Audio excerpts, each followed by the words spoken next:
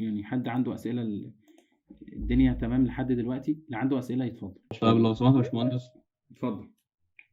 في برامج الكام هو بيعمل من نفسه سيميوليشن، ولا انا مثلا بدخل له كود فهو بيعمل على اساسه؟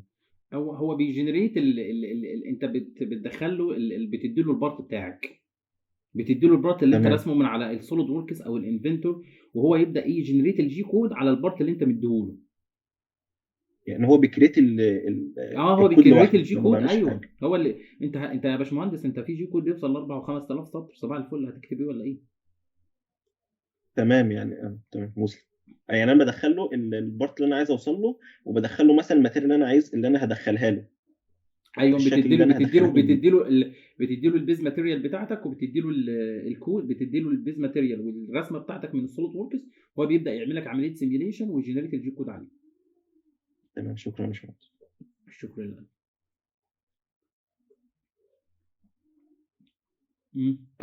لو سمحت يا هندسة، اتفضل. هو أنا إزاي بختار نوع العملية بتاعت التصنيع اللي هصنع بيها البارت بتاعي؟ يعني بعرفها منين؟ لا دي ما لا ده هندسه، لا دي حاجه بقى ايه المفروض انت بتكون عارفها. يعني انا لو هصنع شافت مثلا، شافت الترنينج ماشين، في حاجات يعني انت بتبقى عارفها، في حاجات بتصنع بالفرايز بالمخارط، دي خبره بقى ايه، خبره الجماعه بتوع الماشين يعني، فاهم؟ فدي حاجات بتبقى معروفه، المفروض انت يعني بتبقى أنا عارفها. بحدد.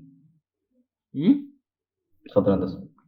ايوه انت بتحددها، لان انت اتفضل ساعات اتفضل. هقول لك على حاجه، في حاجات ال 3 دي برينتنج زمان احنا لما كنا عاملين فيه كان تصاميم رائعه لحاجات رائعه، وكنا عاملينها كاد، وكنا عاملينها سيميليشن، وكانت تمام والدنيا كويسه قوي.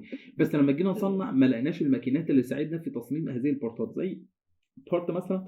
عارفين انتوا طبعا ال 3 دي برينتد ما كانش 3 دي برينتد ظهرت، فكان بيبقى بيبقى اشكال على شكل ايكونز كده او عظم، وتلاقي فيها تقوب بكيرفز معينه مش هنعرف نجيبها بالماشيننج التراديشنال العاديه حتى لو سي ان سي. اول ما بدا يخش بقى في القصه بتاعتنا ال 3 دي برينتد، لا سهلت بقى علينا كتير. ففي حاجات اصلا انت بتصممها وبتبدا ايه، مش هتعرف تصنعها على الماشيننج العاديه، التيرنينج ماشين والكلام ده. لا انت بتقول بقى بتشوف اوبشنز تاني، بقى بتبدا تشوف اوبشنز، ودي بقى قصتك بقى كراجل بتاع ماشين، انت الراجل بتاع كام، انت اللي بتحدد، فاهم؟ طب هو أنا كده المفروض أحدد عملية التصنيع ما قبل إن أنا أشتغل انت ديزاين بتعمل أصلا لا انت ولا؟ بتعمل التصميم بتاعك، انت ما بتشتغلش السايكل دي كلها لوحدك لو انت شغال في مصنع بالمناسبه.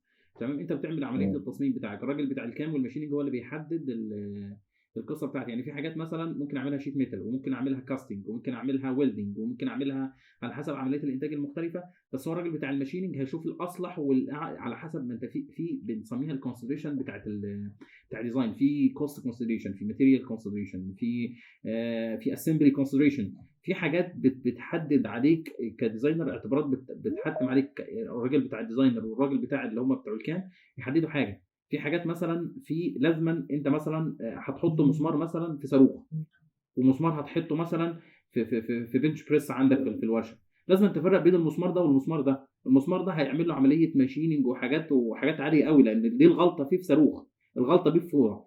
لكن المسمار اللي مربوط عندك في الورشه يكشف البنش بريس دي تكسر كلها وتجيب واحده غيرها اصلا، انت فاهم؟